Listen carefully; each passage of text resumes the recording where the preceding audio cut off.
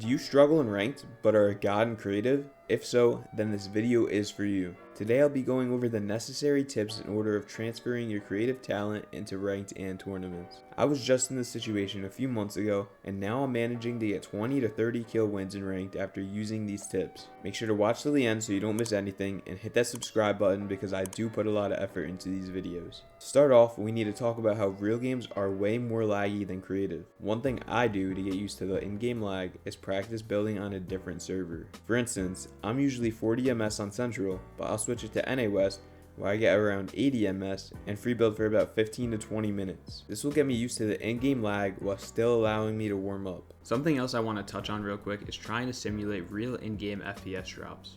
One thing you can try is just lowering your frame rate limit, but it won't replicate the same feeling you have for in-game FPS drops. So what I usually do is open a stream in the background, and when I'm practicing in creative, I can feel the inconsistency in my FPS. If you can't feel the FPS drops yet, you can try opening more tabs on Google or opening something like an editing software in the background. You can do this at the same time as switching your region, and it can feel just as laggy as a real game, so you can get the full experience. Something else you have to do is just simply play more ranked. If you're playing ranked more than creative, it'll be easier for your mind to get used to the ping difference and the delay. But obviously, creative is still needed in scenarios where you want to practice your mechanics, piece control, or just have fun with your friends. Next, we need to talk about confidence. The reason we do so well in creative, but then struggle in game is because there is nothing on the line. You can die in creative and respawn, but when you die in a real game, you either go down in rank or start doing worse in the tournament. So to fix your confidence in real game fighting scenarios, I would suggest speed Realisitcs. What you need to do is fight the way you would in a real game. Make sure you're playing patiently and taking good angles. Now another way to fix your confidence in game is to just not care. What you have to realize is that no one cares about what rank you are or what place you get in a tournament. So why should you?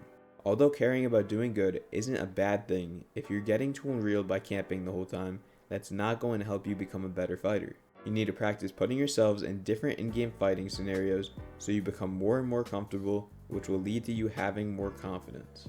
Now to get more confident in endgame scenarios, I would suggest playing scrims.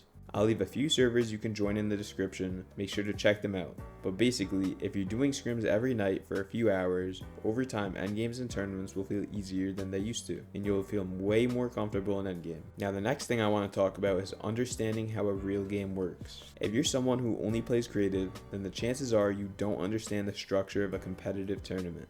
It can take multiple seasons for you to gain the experience of playing in the real game, but this is where you need to find yourself a really good IGL to cover all your weaknesses, or the other choice is to step up and become that IGL. But that decision takes a lot of hard work and dedication. If you want to learn how to change your fighting style from creative to in-game, you need to watch the best pros. I would suggest going into the replay system and watch someone who is a crazy fighter. Make sure you're choosing the best of the best though. Your favorite pro might be Magrel, but the best decision on who to watch might be Veno. Now try to watch their fight once or twice. See how they approach the fight, what angles they take, and how they finish the fight. Think about why they do what they do. This will help you almost understand their thought process, and you can put yourself in their shoes. Now the next thing I want to talk about is struggling with mechanics. You do all these edit courses and all these piece control maps, but your mechanics still don't look fast or smooth. Now copying your favorite pro's sensitivity or keybinds won't help you at all. You need to find what is right and comfortable for you.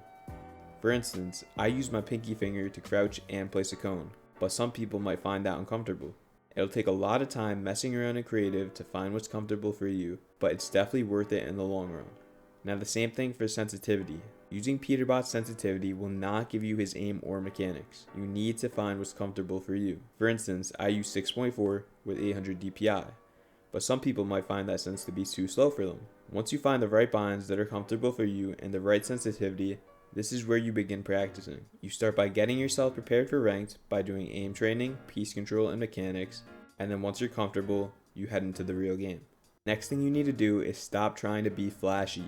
If you're trying to go for a clip every fight, you're never going to improve. You need to focus on what your opponent is doing to try and kill you, rather than how fast your edits are. Over time, you will end up being able to edit fast and hit clips in ranked, but at the start, you need to set up good peaks and play slow.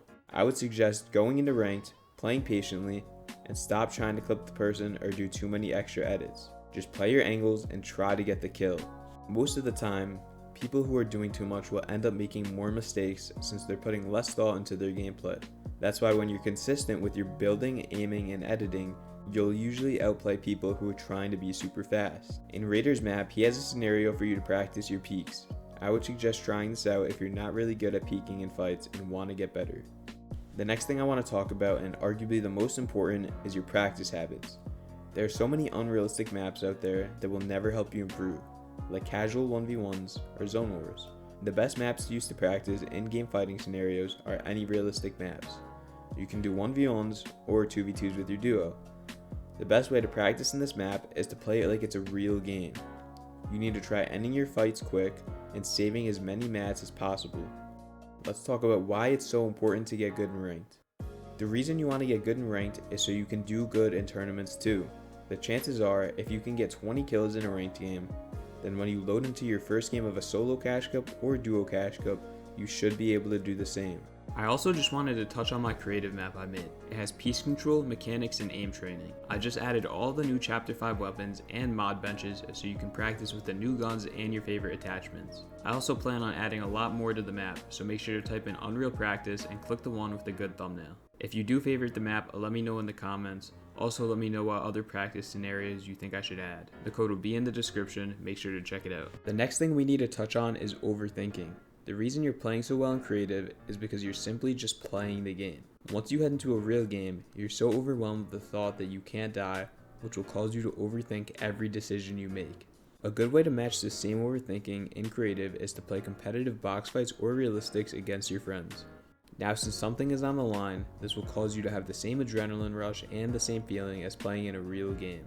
Over time, you'll get so used to this feeling that it won't even bother you as much. This will help you get rid of nerves before tournaments, which will overall help your performance. Another thing to talk about is caffeine.